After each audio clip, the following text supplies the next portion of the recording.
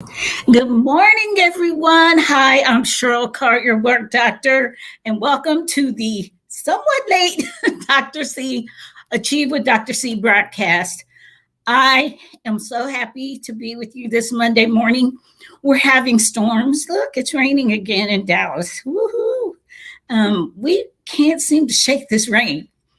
And so now, not only are we having rain, but we're having thunderstorms and flash flooding.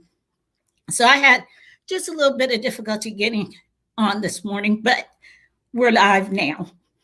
I'm so grateful you joined me today. If you're watching by rebroadcast, please make sure to like, share, and comment.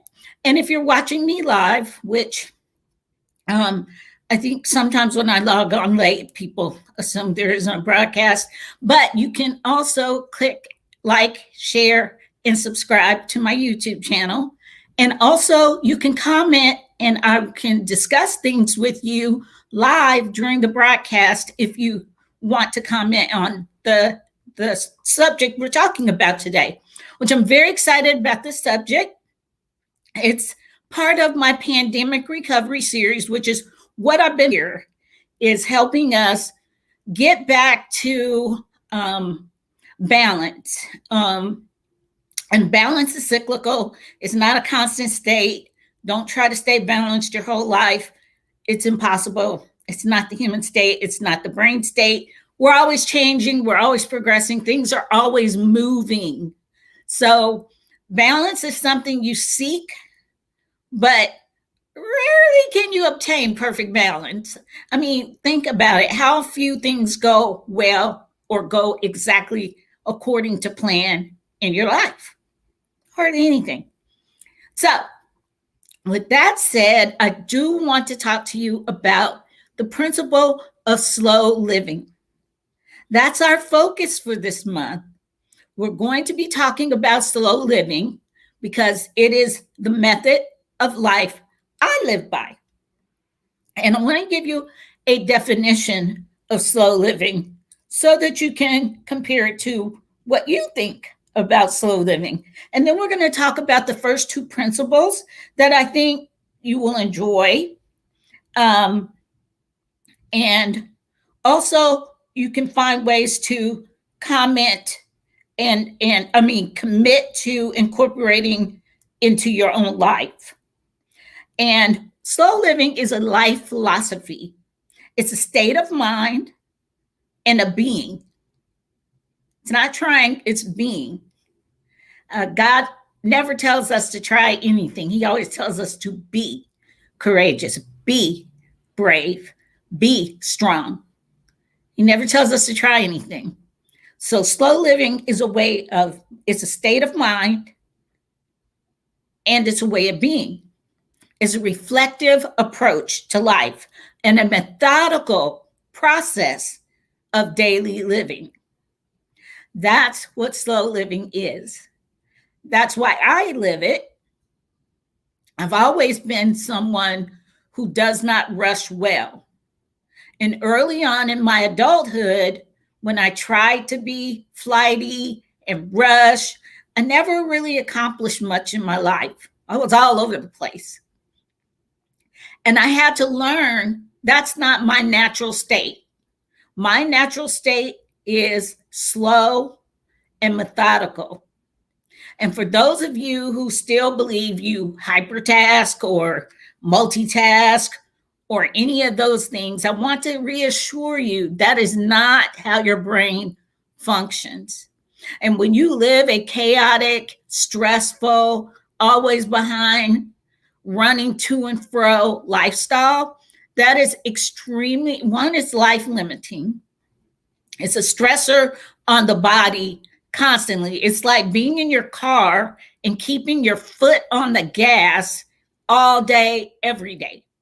So wherever you're taking your car or you're trying to drive it, you're driving it that way with your foot pressed down on the gas pedal, zipping in and out of traffic, running off and on ramps, wherever you get to, whatever your destination is. You can't stay there long. You can't even park because you've got your foot on the gas pedal of your life.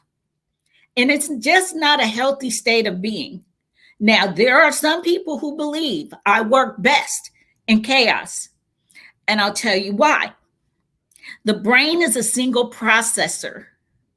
So when you're trying to stuff all the stuff into your life and your activities and what you're doing, your brain focuses on what it's most efficient with or what is most pressing.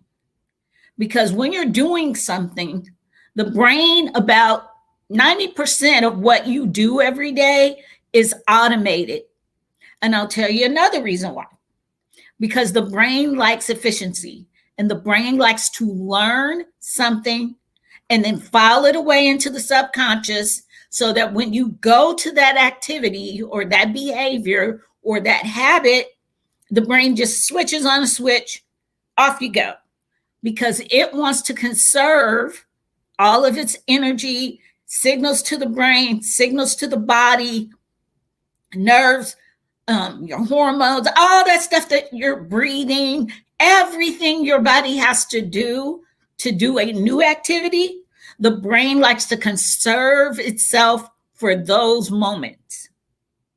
And the reason why I'm telling you the brain is a single processor, don't just trust me, Google it, learn about your brain. It's a wonderful, wonderful, wonderful organ that God has given us that most of us just don't utilize. We live our lives in our subconscious, doing things on autopilot, and very rarely, unless we implement principles like what I'm going to teach you, do we take the foot off the gas, pull over, stop living a little bit, and reevaluate the way we're doing things. Okay? So, in telling you this, I'm hopeful you will begin to understand the benefits of slow living. And there are many. There are so many benefits to living your life slower, being methodical, being in a state of mind and a way of being, of living life slowly. There's much more pleasure, enjoyment, fulfillment, satisfaction, richer, deeper relationships, and absolutely the body and brain loves it. You'll live longer. You'll achieve more. There's just so many benefits to slow living. The principle of slow living really came to me as I've been working on my own pandemic recovery, getting back to things, being in a somewhat balanced state, disciplined state in my life, recovering from COVID, recovering from work, being just all over the place last year. And all of those things, I realized I need time. Sometimes many of us don't discover we need to live slower until we're ill or we have surgery or something like the pandemic happens that makes us take our foot off the gas of our lives. And then we realize, hey, this ain't so bad. Being slower, more intentional with the way we do things, this ain't so bad. That part of the pandemic, I'm hopeful that since we've experienced it over this last year and a half, that people won't try to go back to the faster state of living, thinking that's what's normal. That's really an abnormal state. It's a dysfunction. And that's why our lives are so short. Our quality of life isn't the best. We're not as wealthy as our parents in prior generations. This is one of the brokest, least wealth built. James, please stop slamming that door. This is one of the brokest. I'm sorry, that's my brother, and he's on his break. So he comes out and he forgets I'm on a broadcast. I have to remind him. Anyway, we're not as wealthy as our previous generations, our parents, our grandparents. And we're not wealthy, just not financially either. We're not doing well financially, but we're also not healthy. We have more incidents of anxiety and depression and all kinds of mental and emotional imbalances. And we have those things because we don't live even a semblance of the lifestyle our parents and grandparents lived until the pandemic happened. And then we became more focused on home, staying at home, and doing things in our homes. So our lifestyles have completely reverted back to a healthier state of being. It's more balanced, meaningful, and life affirming to live your life slowly. So, this is what living a slow lifestyle means. As I was doing my research and really deciding which principles I wanted to incorporate, which one of the things that I believe is very important to focus on is to do one thing at a time and have more silence. Those are the two things that we're going to focus on: less noise, more silence, and doing only one thing at a time. And we'll talk about those in depth because a lot of times when you hear things like what I'm saying to you, some of them sound like common sense. And we all know common sense ain't common. But when I'm telling you things of common sense, listen to them as if you've never heard them before. Because remember what I said earlier, how the brain likes to be efficient? Sometimes if you're not conscientious in how you listen to information, you'll assume you already know what I'm saying. You already know everything about it, and you won't acquire new information that will assist you and help you. So I want you to listen to me as if you've never heard what doing less and having more silence really means to you. Okay? I really want you to listen in closely to what doing one thing at a time, doing only one thing at a time, dismissing all the multitasking and hypertasking and chaotic living. You have to be conscientious about that. If that's how you live your life, you've got to become conscientious about not doing it. Okay? Sometimes it's not what you need to do, it's what you need to stop doing.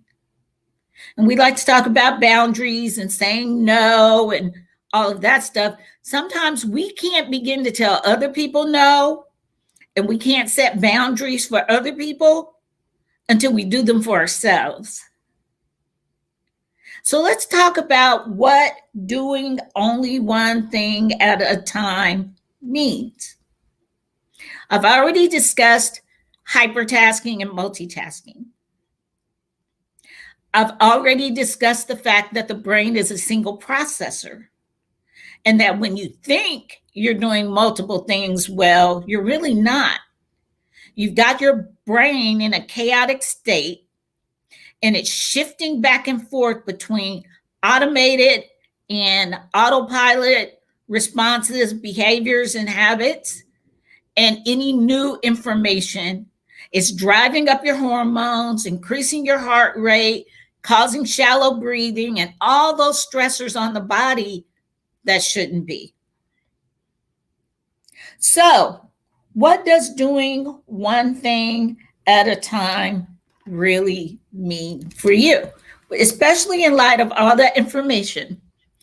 Now, I started teaching you how to do one thing at a time from the very beginning because I gave you information and asked you to think of this information as if you've never heard it before. That was to put a thought in your mind to stop thinking ahead of what I'm saying and stop yourself from thinking you already know what I'm telling you so that you can acquire new information. That's slowing your brain down so you're thinking about one thing at a time. Now, this is not easily done. It is a conscientious battle with yourself at first.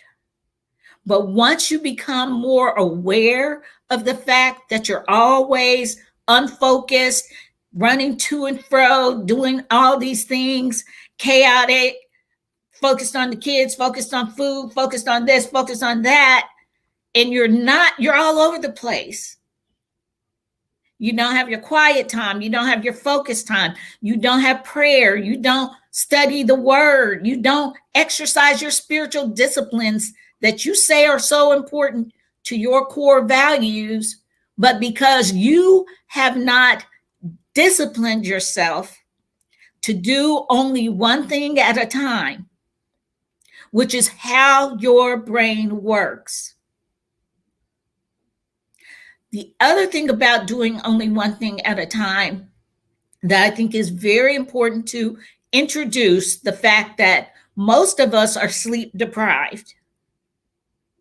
Most of us are not well rested, so our brains stay in a chaotic state. Our bodies are, that foot is on that gas pedal for most of us all the time. And rest is a very important thing to doing only one thing at a time. Many of us drag things into our bedroom and we don't have any type of a sleep practice. Our bedrooms are not an oasis. They're not restful. They're not peaceful places where we can unplug and do that one thing we're there to do, which is to rest our bodies. So doing only one thing at a time requires one word: discipline. You have to tell yourself no and set boundaries for yourself. And let yourself understand how you work best. I know probably half of the people, if not more of you listening to this broadcast and this information, you move much faster than me. And that's okay. Many people are much smarter than me. They catch on to things much faster and easily than I do. So they can move faster. This isn't a comparison thing. This is you learning who you are. And like I said, I know I need time. I have to take my time. I have to stop what is pressing me and say no and set a boundary for myself by telling myself I can only do one thing well at a time. So when I began focusing on multiple things, I lose my ability to achieve. And the world needs you achieving right now. The world needs whatever your talents that can make you useful and helpful to the world. The world needs that. But one thing I do want to introduce, and going back to being sleep deprived, for minorities, it's showing, statistics and studies are showing we are the least rested, most sleep deprived people on the planet. Some of that goes back to history, and I don't want to get into all of that because that's not the purpose of what I'm broadcasting about, the information I'm sharing with you. But I do want you to understand there is a nap ministry that I've been following that has taught me so much about the fact that we need to do only one thing at a time when it's time to rest. Your bedroom rest is a right. It's a necessity. It's as necessary as drinking water, eating food, breathing, taking your vitamins and supplements. All of that is of naught if you don't learn to rest your body. So doing only one thing at a time, let's talk some more about that, because I've been teaching and I've been talking and I've actually been trying to get you to focus on what I'm saying so that you understand um, that there's so many books out right now about slow living and the benefits of living slow that I will share those links with you guys. But being present and in the moment and being far from common life matters is a benefit of slow living. This is such an alternate to the fast living foot on the gas pedal. And you also will find you can switch from being constantly in a state of need. When you focus on one thing at a time, you will stop having that laundry list of to-do items that you never really get to because you're always all over the place. Multitasking is distraction. It's a distraction. And it isn't true. I want you to accept that. If you get few things from what I'm teaching today, I hope you get the fact that you are not a multitasker. The brain doesn't work that way. It's just switching in between at a rate that the brain doesn't like. Learn to slow down, to savor, to focus on one thing at a time. I give each hour an assignment.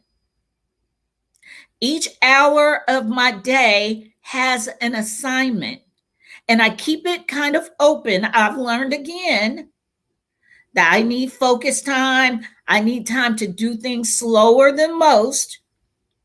And you may discover that's you too, or you may discover you're fast paced. You can knock things out as long as you discipline yourself to do one thing at a time, to not shift until you've completed or come to a logical conclusion of whatever activity you're doing.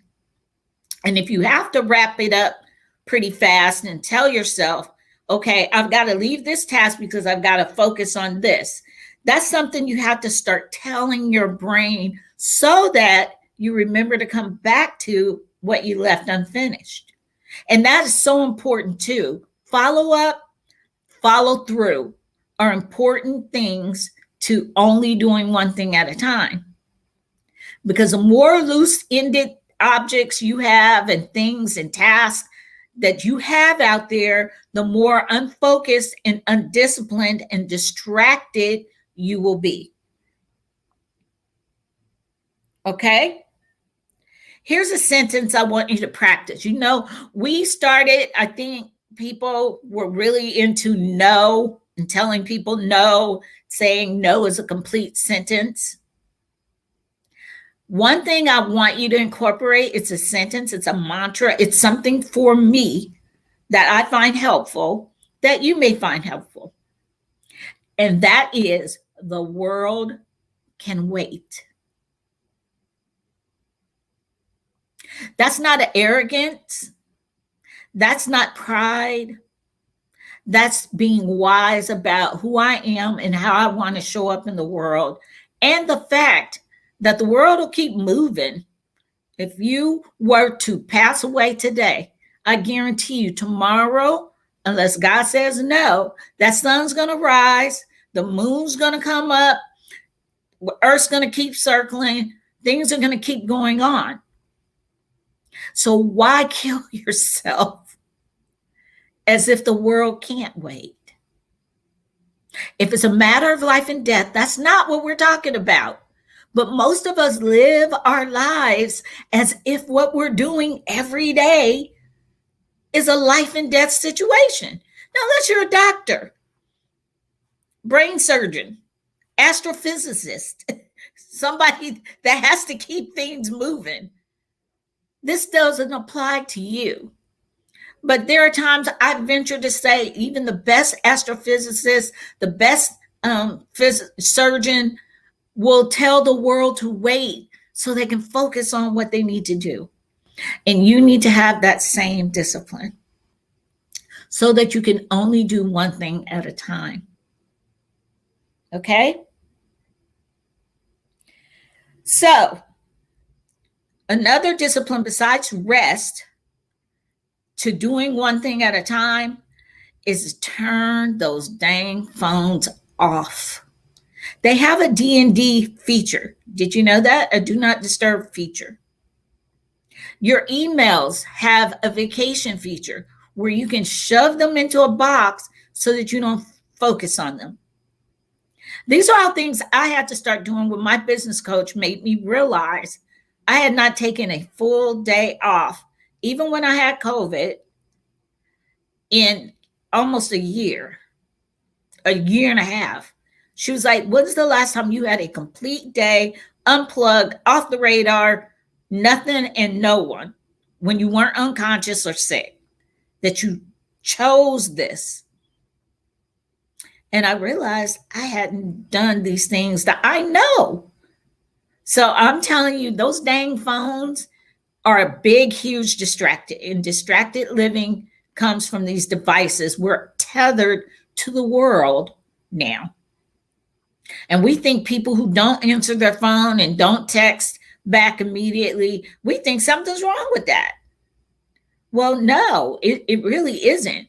There are times if you text me and I don't respond, number one, I have a very short list of people that I even communicate with constantly because my job is so much constant communication that I kind of protect my personal space.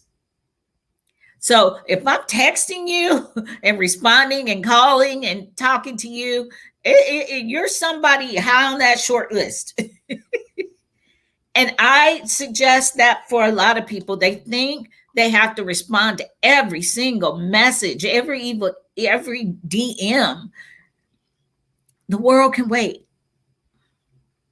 Take care of yourself. Okay? So that's a lot, but that's that first principle. Let's talk about the second principle.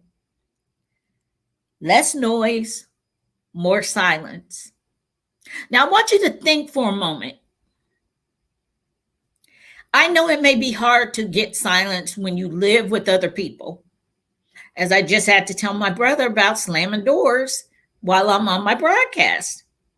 Normally, I don't say anything to him, but because I'm teaching this today, I decided to go ahead and just make him aware of the noise in the background.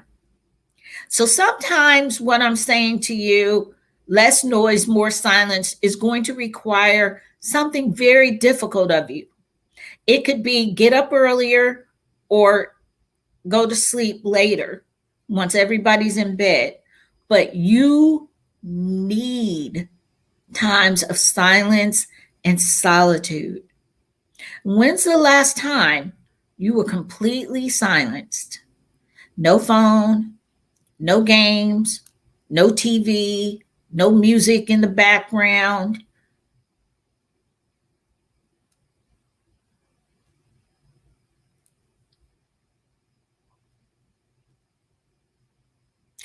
I just did a silent pause.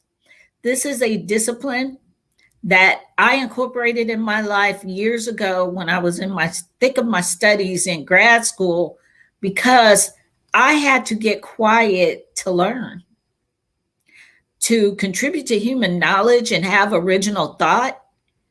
And you got to go deep. And you can't do that if you're under a whole lot of noise pollution. And we suffer from it. We suffer from it as a society, as an entire human race. There's constant noise and distraction and attention grabbing and promoting of messages and agendas and pressuring us to hear them. And I'm telling you, it is not healthy. And you've got to carve out time for silence. Even if it's 5 minutes, that has so many benefits to it. There's noise everywhere. There's TV, radio, notifications on, phones buzzing. But when are you just with yourself? Many of us have a spiritual discipline practice of reading a Bible or reading the Quran or reading a motivational or affirmation. But even that can become noise. Sometimes you have to shut off your favorite motivator, your favorite pastor, your favorite music, your favorite something, and listen and be alone with yourself.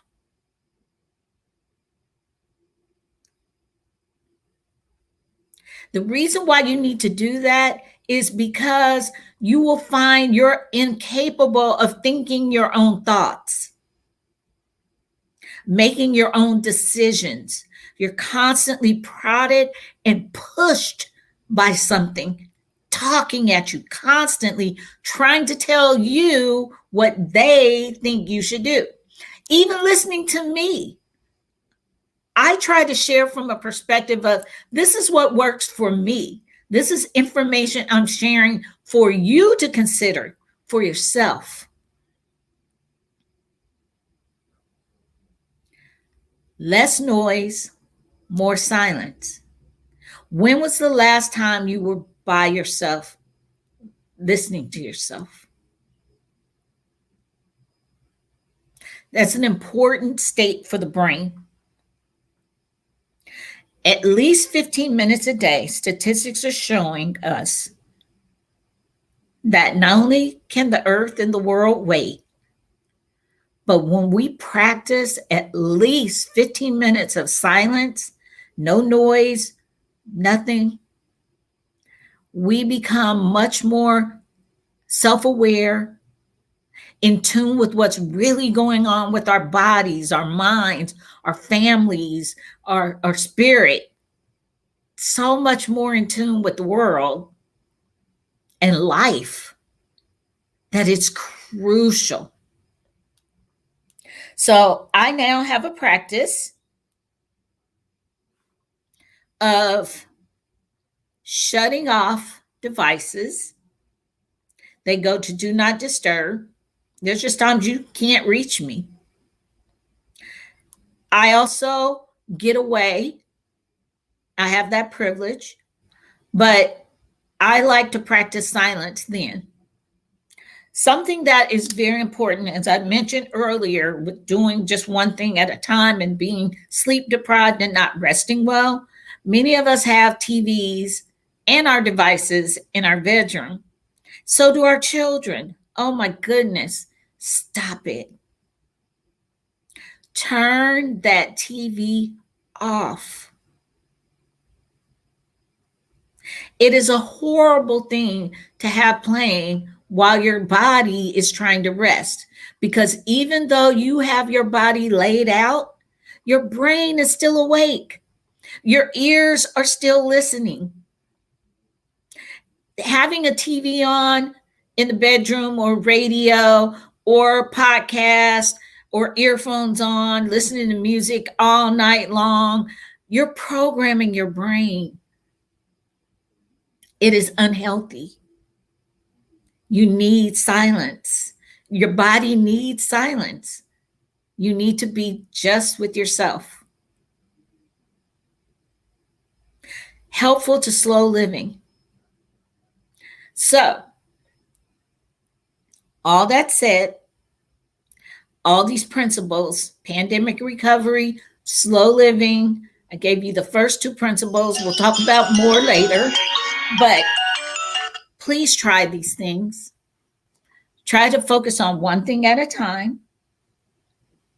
And then also do your best for less noise, more silence. Remember some of the principles. Go back and re-listen to it if you didn't catch them all, and see if slow living is a methodical, disciplined way of living that'll work for you.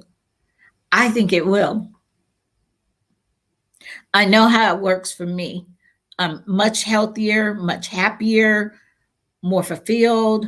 Life is just good. The slower I live, the better I feel. I'll go out on my patio and just sit a spell, enjoy the sun, enjoy quiet. And to tell you the truth, some of what I'm learning really became emphasized to me once I lost Milo, because having a dog really did teach me some of the things that he did. Like, he didn't like noise, he didn't like TV on, all that stuff. He actually became so used to just being us two that he got out of state, when I mean out of his natural way of being when there were people around and noise, because that just wasn't the way we lived our lives. And it really emphasized to me the importance of slow living. Just sit in a spell, turn that TV off, focus on doing one thing at a time, just only one thing at a time, and less noise, more silence. Just be with yourself. 15 minutes a day. Focus and discipline yourself. Set some boundaries for yourself. I'm not going to try and do everything all the time. And I'm going to focus on a task until I complete it. Find its logical conclusion. And keep in mind, slow living doesn't mean slow paced. You may be faster paced than me. Live your life and what works for you. I'm just trying to help you focus on principles for a much more balanced, happier, satisfaction, pleasure-filled life. Okay? So I'll see you guys next week. We'll finish our talk about slow living. And I may have a guest. I keep thinking, no, I won't have a guest next week. But I will have an exciting show for you guys, and we'll keep on talking about pandemic recovery and slow living. I'm Cheryl Carr, your work doctor. This is the Achieve with Dr. C broadcast. Make sure you subscribe, like, share. And if you're watching the rebroadcast, thank you. That's the majority of my listeners. They watch the rebroadcast in your convenience of your own timing. I love that. I love that you do that. And please make sure you comment. I always try to respond to my comments and to communicate with people as best I can. Okay? Have a great rest of your Monday. Bye.